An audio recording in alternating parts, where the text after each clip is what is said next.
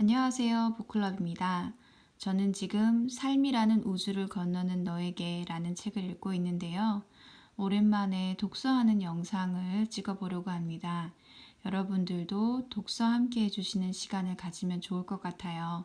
독서할 책 준비해 주세요. 저도 독서하도록 하겠습니다.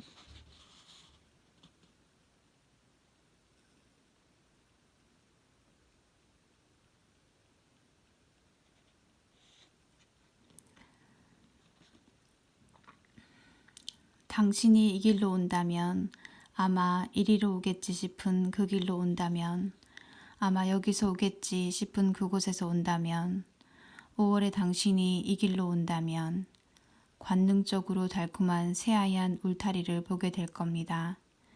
여행의 끝은 전과 같을 겁니다.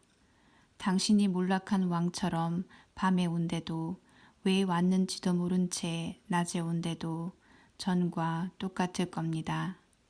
거친 길을 떠나 돼지우리 뒤에서 무감한 현관으로 그리고 묘지로 몸을 돌릴 때 그리고 당신이 여기 온 이유라고 생각하는 그건 껍데기 의미의 껍질일 뿐입니다.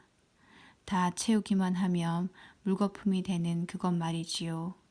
아니요, 당신에게 아무 목적이 없든 목적이 당신의 길끝 너머에 있어 충만으로 바뀌어 있든 다른 장소가 있습니다. 역시 세상의 끝, 바다가 입을 벌린 곳, 아니면 어두운 호수 위, 사막이나 도시, 하지만 여기가 가장 가까운 곳입니다. 그때와 장소는 바로 지금 여기 영국.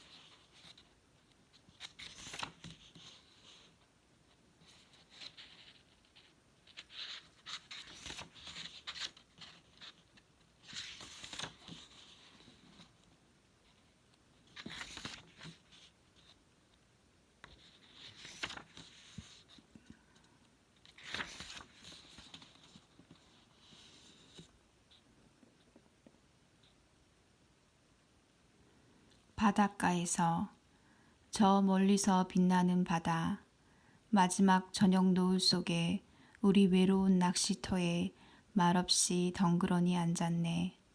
안개 피어오르고 물이 차오르네. 갈매기 부산이 날았네. 네 눈동자 속에는 사랑이 가득 차 흘러내리네. 한 방울 눈물로 네 손에 떨어지는 눈물방울 보았지. 그리고 나 무릎을 꿇었지. 거기 내 작은 하얀 손에서 나는 그 눈물 한 방울 마시네. 그 순간부터 내 몸은 불타올라 내 영혼 그리움으로 죽어가네. 비운의 여인이여 그 눈물을 내게 독약으로 주었나 보오.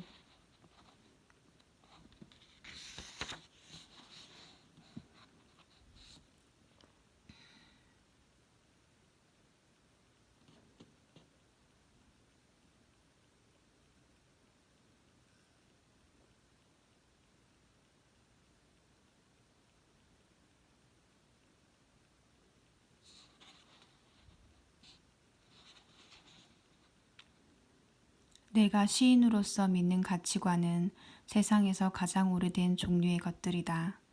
구석기 시대부터 전해 내려오는 가치관 이야기다. 토지의 풍요로움, 동물들의 마력, 고독한 성찰의 위력, 생명의 무시무시한 시작과 부활, 춤의 사랑과 희열, 부족끼리 나누는 노동의 힘. 나는 역사와 황야를 마음에 품고 내 시가 모든 물건의 진가를 파악하며 이 시대의 불균형과 무지에 대항하게 하려고 노력한다. 제비 갈매기는 헤엄치며 실룩거린다. 거품 같은 파도와 둥그런 바위 사이로 유목을 걷어모아 장작 삼아 불을 지펴 달팽이 네 마리를 삶는다. 흩어지지 말고 꽃을 공부하며 가볍게 다녀라.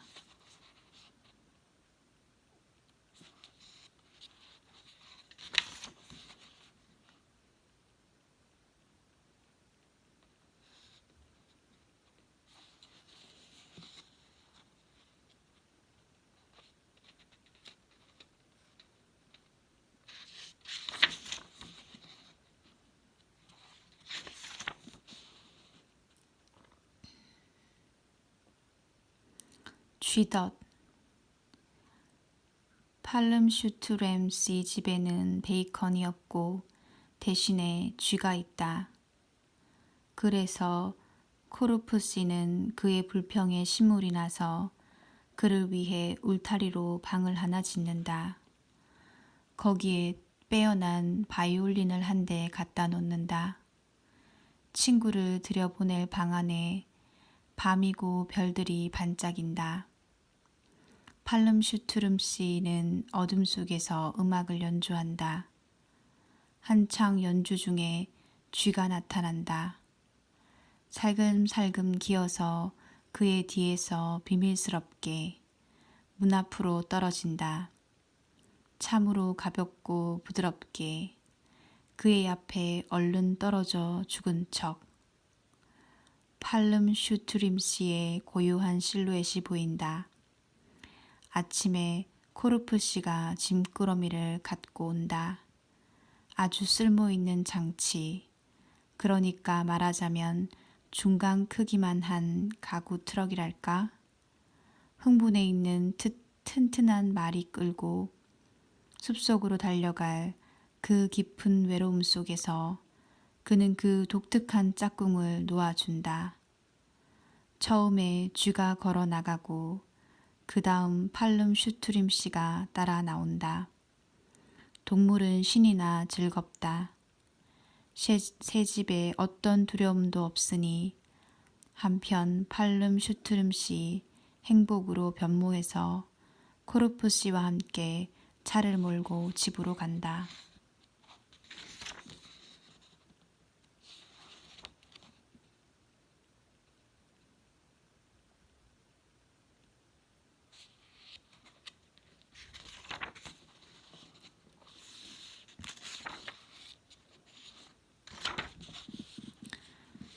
오래된 사악한 노래들이여, 사납고 무서운 꿈들이여, 이제 모두 여기 묵기로 하자.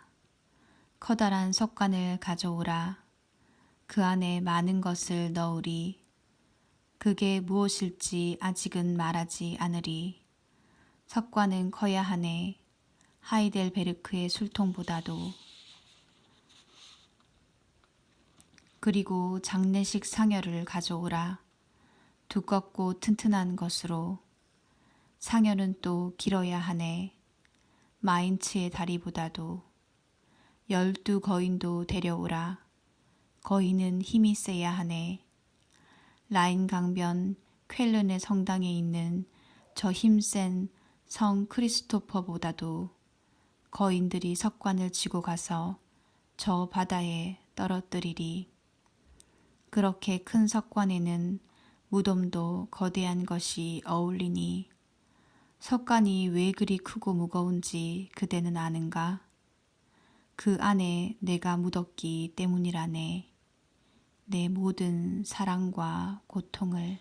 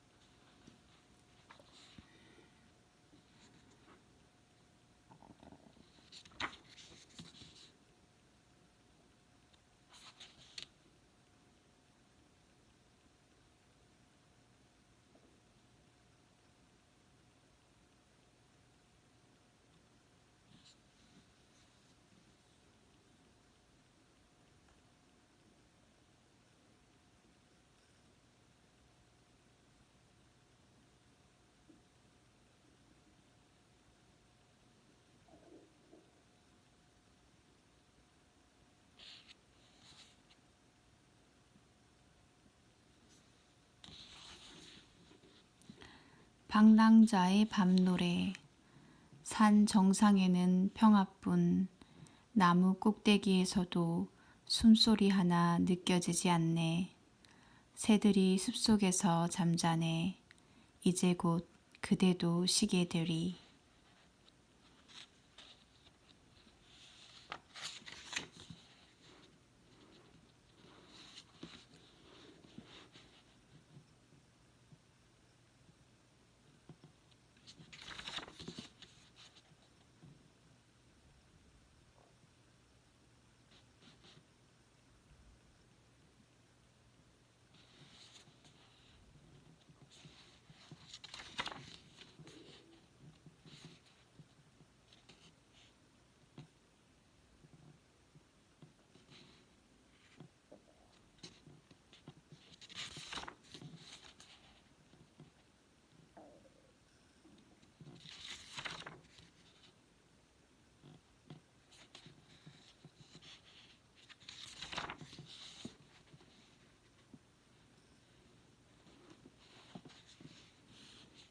하이네의 시.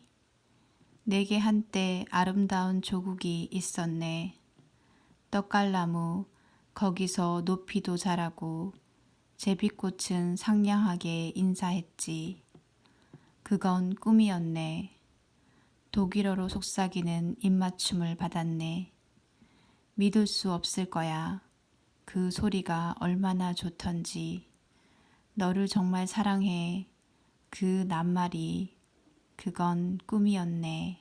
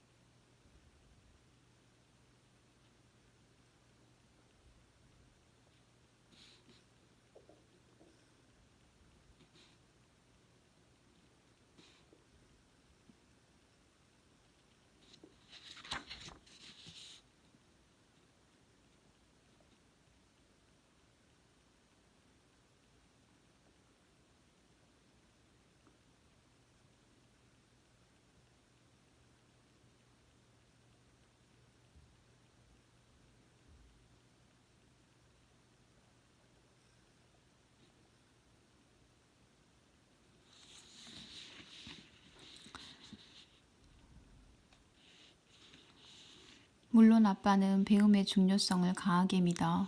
그러나 우리가 더 많이 배울수록 진정한 이해는 물질 세계에 대한 지식 너머에 놓여 있다는 게 더욱 분명해지는구나.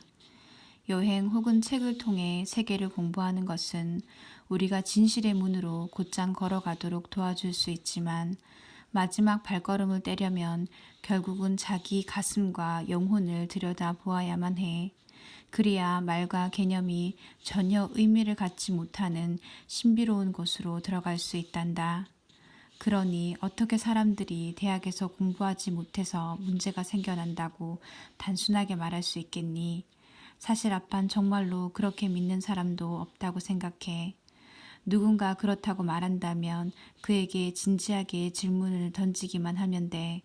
그들이 살면서 사랑하고 믿었던 사람들에 대해서, 그들에게 영혼으로 가까웠던 사람들에 대해서, 예를 들어 정민 엄마는 대학에 가본 적이 없지만 그것 때문에 세상에 문제를 일으켰다고는 상상도 할 수 없잖아.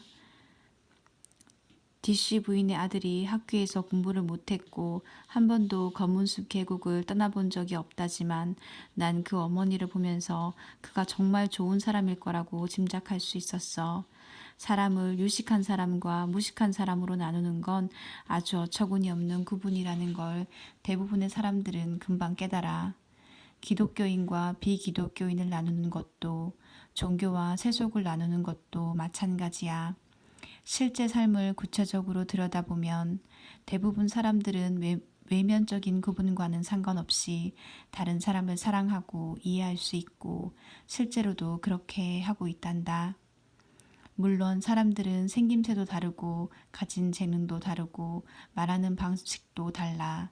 하지만 삶에서 정말 중요한 문제에 관해서 이렇게 저렇게 사람들이 나뉘어야 할 만큼 커다란 차이는 없어. 그런 관점에서 아빠는 내가 기독교인인지 불교 신자인지 그 밖에 어떤 것인지 묻는 질문에는 별로 답하고 싶지 않은 거란다.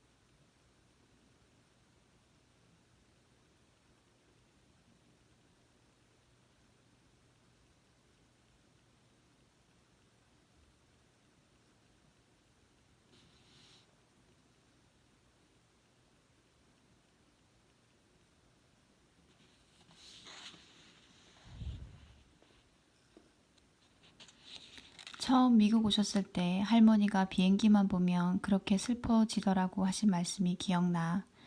지금까지 말한 것처럼 그때는 쉽게 왔다 갔다 하는 게 불가능했거든.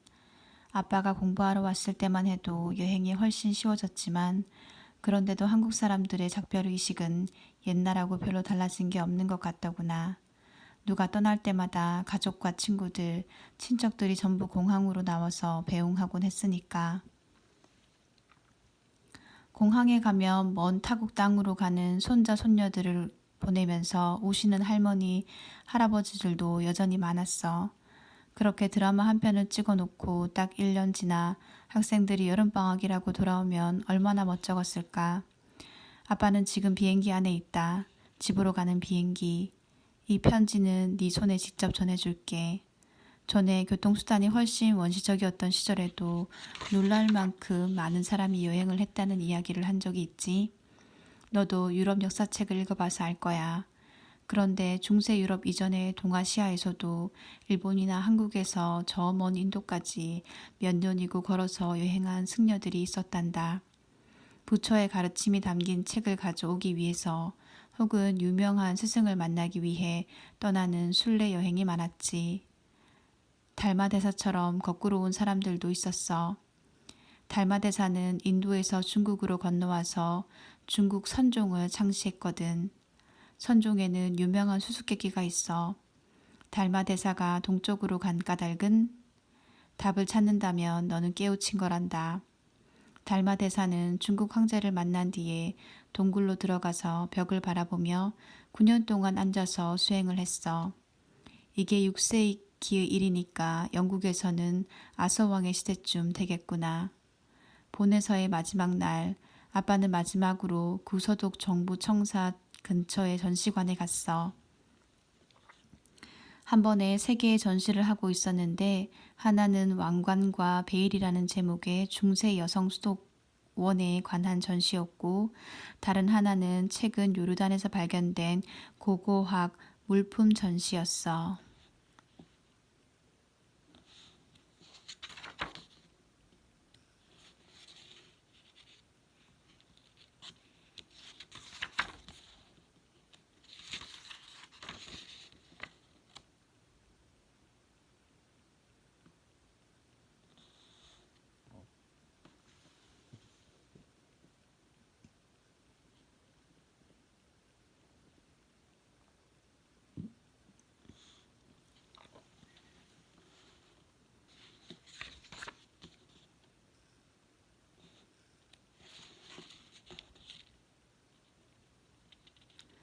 아빤 사실 아빠가 떠나게 될 거라는 걸 오래전부터 알고 있었어. 박사학위를 받고 나서는 그때도 이미 몇몇 대학을 떠돌았지만 보스턴과 뉴욕을 오가며 공식적으로 5년의 수련 기간을 보냈지. 그 이후 애리조나에 정착했고 이제 돌이켜보면 솔직히 아빠는 조금도 미래가 두렵지 않았단다. 그건 내가 니콜라보다 특별히 용감해서는 아니었어. 그저 내 수련 여행이 끝날 거라고는 한 번도 기대해 본 적이 없었기 때문이야. 결국 나는 세계를 알기 위해 집을 떠나기로 마음먹은 거였어. 그러니 오래도록 떠돌아다닐 거라고 기대할 수밖에. 어쩌면 언젠가 인도에서 한국으로 경전을 갖고 돌아온 승려들처럼 결국 나도 돌아올지도 모른다고 생각했단다. 하지만 정착하지 못한다고 해서 특별히 두려운 마음은 들지 않았어. 물론 지금 아빠에게는 사랑하는 너와 나엘이 엄마가 있으니 많은 게 달라졌지. 이제 다 같이 평생을 수련 여행으로 보낼 수 있으니 그것도 참 멋지지 않니? 너와 나엘이가 크면 아주 심오한 차원에서 더욱 재미있어질 거라고 생각한다. 너희 둘 모두 공부도 하고 건강도 유지하고 여러 가지 인내심을 배우면서 지금부터 그 여행에 준비해야 해. 그나저나 수련 여행이 단지 여기서 저기로 옮겨가는 물리적 과정이 아니라는 걸 이야기해 둬야겠구나. 예를 들어 슈베르트는 평생 빈에서만 살았지만 사는 내내 음악의 세계 곳곳을 여행했지. 소크라테스도 그리스가 스파르타와 전쟁했을 때를 빼고는 아테네를 떠난 적이 없지만 플라톤의 세계에서는 책상 앞에만 앉아서도 어디든지 탐험할 수 있단다. 그러니까 수련여행이란 플라톤이 설명한 죽음과 환생 사이의 시간처럼 영혼의 여행 같은 거라고 아빤 생각해. 그럼 영혼이 우주로 날아올라 새로운 세계와 은하를 만났을 때는 뭘 배울까? 그건 잘 모르지만 아무튼 그 여행을 마친 영혼은 얼른 이 땅에서 태어나서 부모에게 여행에 대해 전부 말해주고 싶어서 아주 신이 난단다. 바로 그래서 아기들이 그렇게 우는 건지도 몰라. 너는 다른 아기들보다 더 많이 울었는데 그럼 이 세상으로 떨어지기 전에 다른 우주까지 한 번 더 갔다 온 걸까? 하지만 여행은 태어났다고 해서 끝나는 게 아니란다. 평생 같은 동네 한 집에서 살든 광대한 영토를 다스리며 살든 성지로 끝없는 순례를 하든 각자에게 가장 잘 맞는 방식으로 여행은 계속돼. 그러니까 우리는 삶에서 죽음에서 그 사이에서도 늘 여행하고 있다는 말이지. 하지만 이제 당분간 아빠는 집에 있을 거란다. 어서 빨리 오늘 밤이 되어서 다 같이 껴안고 뒹굴고 싶구나. 어쩌면 이 편지를 직접 읽어줄 수도 있고 아니면 아빠가 독일에서 가져가는 역사책을 같이 훑어볼 수도 있겠지. 나일이 주려고 동물 인형 몇 마리를 가져가는데 얼른 보여주고 싶어서 참을 수가 없네. 몽골에서 만든 낙타 인형도 있어. 그리고 로마 병사들 모양으로 만들어진 체스 세트도 있단다. 어쩌면 이 시를 같이 읽을 수도 있겠지. 한겨울 봄은 시간으로부터 독립된 계절. 해직 무렵 언 땅이 녹아 질척거리지만 영원한 봄이 북극과 남극 사이에 시간 속에 걸려 있다. 짧은 낮이 서리와 불로 가장 빛날 때 짧은 태양이 연못과 도랑의 얼음판을 불태운다. 무풍의 추위지만 가슴에 불이 붙는다. 햇빛이 물거울에 반사된다. 이른 오후에 태양이 눈부시게 빛난다. 불타는 황금빛 나뭇가지나 화롯불보다 더 장렬하는 햇빛이 벙어리 영을 깨운다. 바람은 없지만 오순절 성령의 불이 한 해의 어두운 시간에 불붙는다. 녹았다 얼었다 하는 사이에 영혼의 수액이 진동한다. 땅 냄새도 생물 냄새도 없다.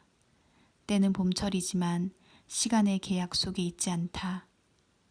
지금은 울타리가 1시간 동안 잠깐 핀 눈꽃으로 하얗게 표백된다. 여름꽃보다 더 갑자기 피는 꽃, 싹 틔우지도 시들지도 않는다. 생성의 계획 속에 있지 않은 꽃, 그 여름은 어디 있는가?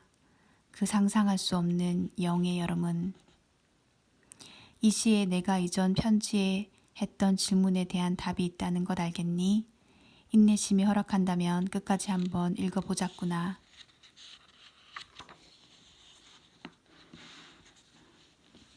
우리가 시작이라 하는 것은 자주 끝이니 끝냄은 시작함, 끝은 우리의 출발점.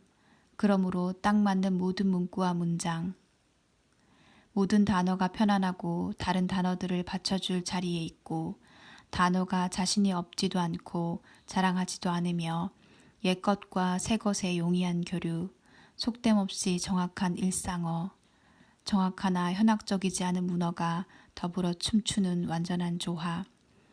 모든 문구와 모든 문장은 끝이며 시작, 모든 시는 하나의 묘비명, 모든 행동은 처형대, 불, 바다의 목구멍이나 판독하기 어려운 비석에 이르는 계단. 여기가 우리의 새로운 출발점.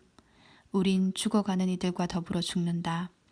보아라, 그들이 떠난다. 우리도 그들과 함께 간다. 우리도 죽은 이들과 함께 태어난다. 보아라, 그들이 돌아온다. 그리고 우리를 데려온다. 장미의 순간과 주목의 순간은 같은 기간이다. 역사 없는 민족은 시간에서 구원받을 수 없다. 역사는 영원한 순간들의 패턴인 고로, 그러니 어느 겨울날 오후 외진 곳 예배당에 저녁 노을 칠 때 역사가 지금 영국에 있다. 하느님의 사랑의 이끄심과 부르시는 그의 음성으로 우리는 탐험을 멈추지 않으리.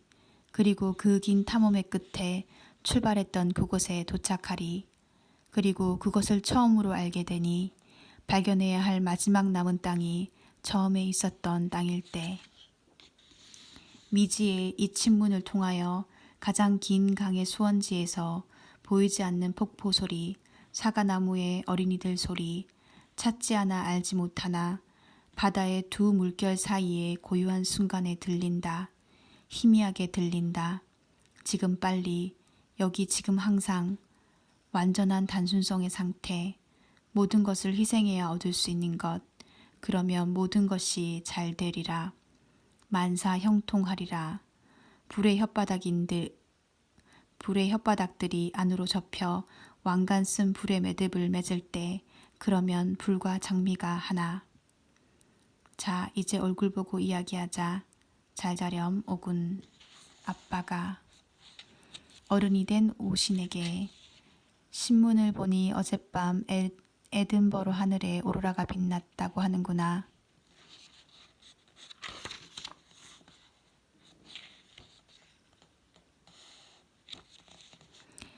작년 이맘때쯤 졸업을 앞둔 너는 취직할 생각을 하고 있었지.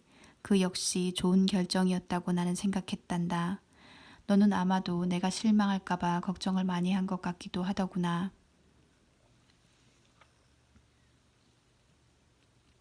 그런데 나는 전혀 그렇지 않았어. 이 즐거운 세상에는 재미있고 의미 있는 삶의 길이 얼마나 많이 있는지 그 역시 감탄스럽지 않니? 너를 임용한 로이즈 은행은 세계에서 가장 전통 깊은 금융기관 중 하나이기도 하지. 1765년에 창건됐다니 웬만한 나라보다 오랜 역사를 지니고 있어. 그래서 거기에서 힘차게 일하면서 아주 구체적인 경제, 정치, 사회와 세상사를 배우고 다양한 사람들과 어울리며 잘 살 것으로 나 역시 기대하고 있었단다. 그러다가 금방 휴직해버리고 대학원 준비를 한다고 했을 때 슬그머니 걱정스러웠지 뭐니. 혹시 내 영향으로 학문의 길만 좁게 바라보고 있는 것인가 스스로 의심해보기도 했단다. 그런데 어쩌겠니? 물어보니 네 소신이 강한 것은 분명한 것 같구나. 그래서 또 내 곁에서 공부하면서 앞날을 준비하는 신세가 되어버렸으니 어쨌든 그 또한 반가운 일이다. 네가 대학교에서 약간 고생을 하면서 수학을 공부하고 있을 당시에는 혹시 다른 일이 네 적성에 맞는 것이 아닌가 아빠도 많이 생각했단다. 네가 소설과 미술과 영화를 너무 좋아하기 때문에 영화 제작을 하고 싶다는 말을 가끔 할 때면 내 심장이 다 두근거릴 정도로 흥미롭게 느껴졌어. 그래서 너와 내가 얼마나 많은 시간을 명화라는 이름이 붙을 만한 작품들을 감상하며 보냈니? 그렇게 느슨하게 공부하면서도 너는 4학년이 되니까 자연스럽게 상대성 이론, 양자역학 등에 완전히 빠져버렸더구나.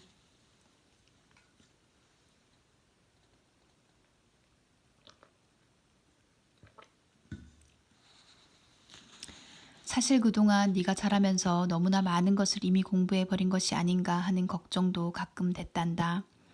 그래서 새로운 것을 깨닫는 흥분을 너무 일찍 잃은 것은 아닐까 말이지. 시카고 대학교의 앨런 버룸 교수가 쓴 책에서 미국 학생과 유럽 학생을 비교하던 것도 생각났다.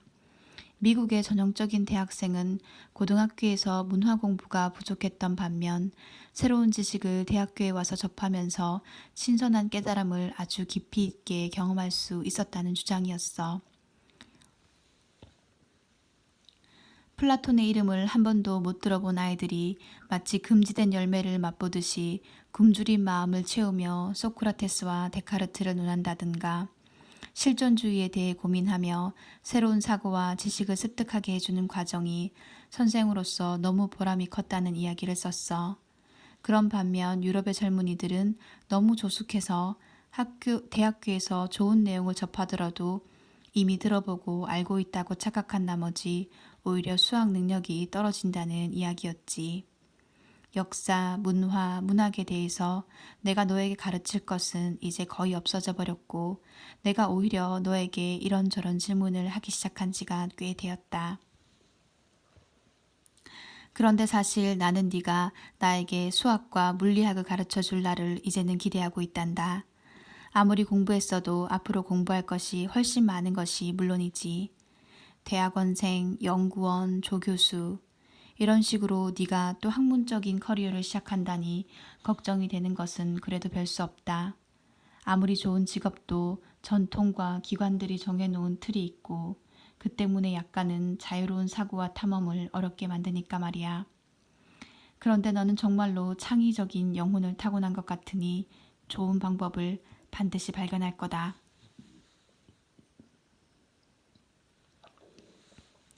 어떻게 그렇게 됐을까? 나 같은 답답한 사람을 닮은 것 같지는 않고 엄마의 정열을 물려받은 것 같기도 하고 결국은 하늘이 정해준 실체겠지. 그런데 나는 정말로 네가 인생을 어떻게 살더라도 잘 살 것이라고 생각한다. 이미 잘 살 수 있는 능력을 지적으로나 영적으로나 다 갖추고 있는 것이 너무나 잘 보이거든. 한 가지 후회스럽다면 튼튼한 몸을 키우고 유지하는 습관을 어릴 때부터 들이지 않았다는 것이다. 엄마가 운동을 열심히 시키려고 할 때 나도 좀 맞장구를 쳤어야 했는데. 그런데 한 가지 걱정이 또 있긴 하다. 네가 실패를 두려워하지 않나 하는 것이다. 여러 해 미국의 예일 대학교에서 교수로 일한 윌리엄 더리저비치가 그런 말을 하더구나. 미국 유명 대학의 학생들은 실패가 두려워서 창조적이고 모험적인 삶을 살지 못한다고. 아니겠지 하면서도 네가 미래를 걱정할 때면 그의 말이 생각나기도 한다. 그런데 이번에 과감하게 직장을 그만두는 것을 보니 누가 보기에도 용기가 없다고 할 수는 없구나. 어쨌든 아빠는 네가 자랑스럽단다. 그리고 네가 모든 면에서 얼마나 탁월한 능력의 소유자인지, 또 얼마나 사려 깊은 사람인지, 얼마나 영적인 깊이가 있는 사람인지 아빠만큼 잘 아는 사람은 없을 거야.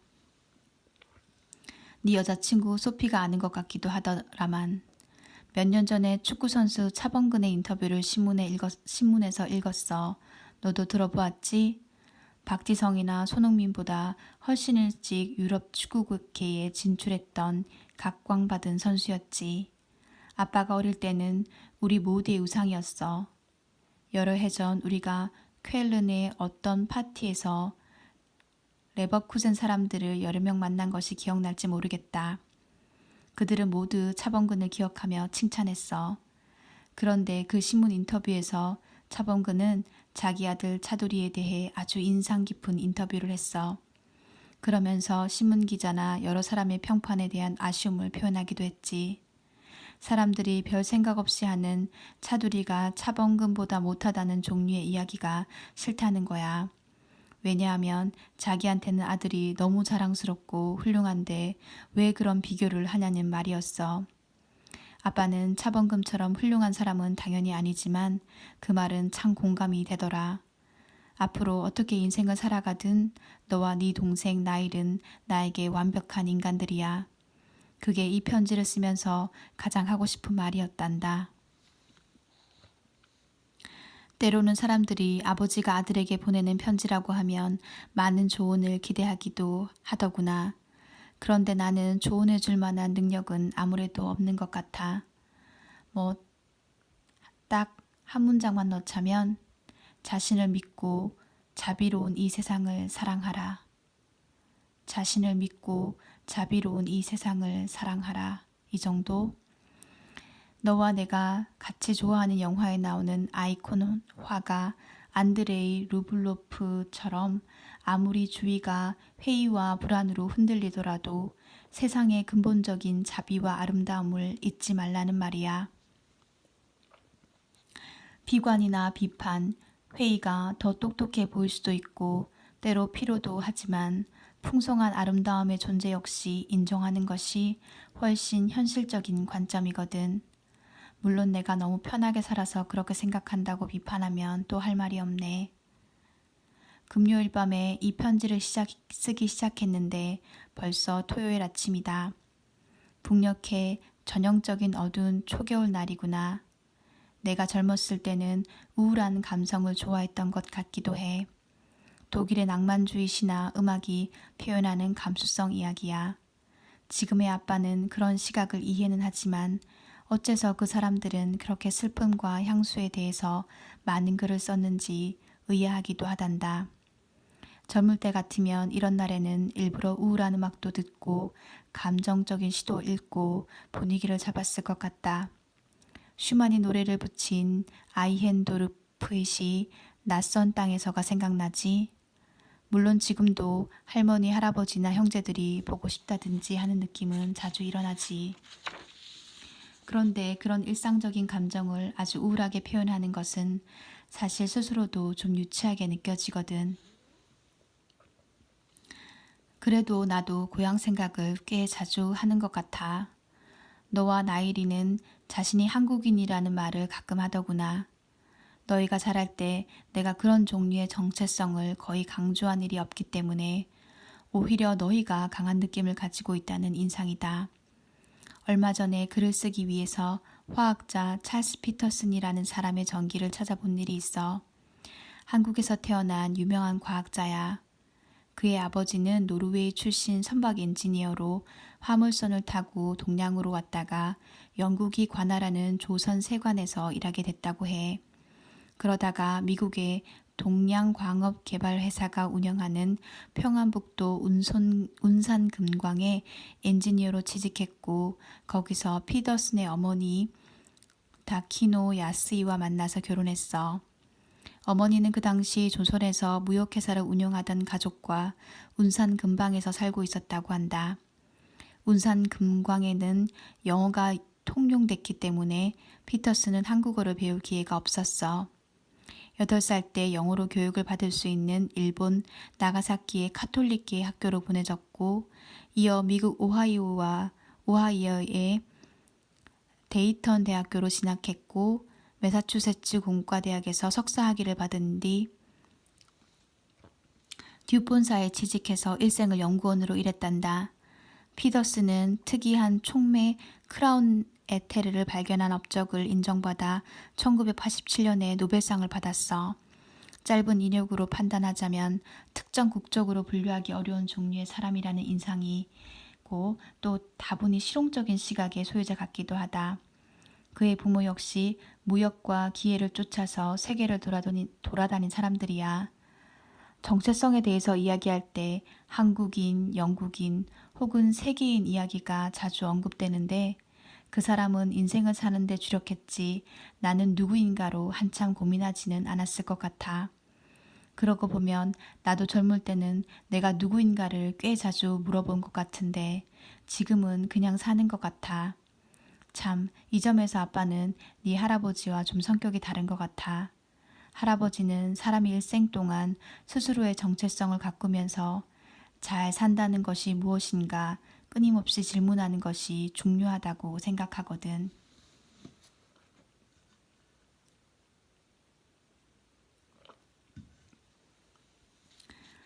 3.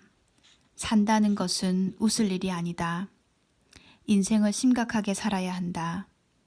예를 들자면 다람쥐처럼 삶 그 자체보다 더 높은 것, 더 먼 것을 찾지 않고 그러니까 산다는 것이 전부여야 한다.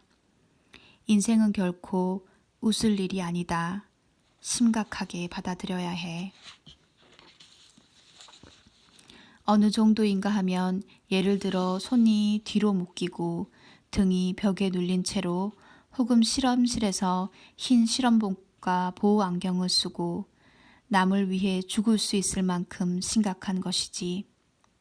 얼굴 한 번도 안 본 사람을 위해서야 사는 것이 진리이고 가장 아름다운 것임을 알면서도 그러니까 인생은 너무나 심각해서 나이 70이 돼서도 올리브 나무를 심게 돼. 자식을 위해 심는 것도 아니야. 그냥 죽음이 무섭지만 죽음을 믿지는 않거든. 삶이 더 무겁기 때문이지. 터키의 시인 나즘 히크메트의 시에서 몇 구절 인용해 봤다. 다람쥐처럼 심각해야 한다는 구절이 특히 마음에 드네. 계속 읽으면 지겨워할까봐 이만 줄일게. 2021년 11월 에든버러에서 아빠가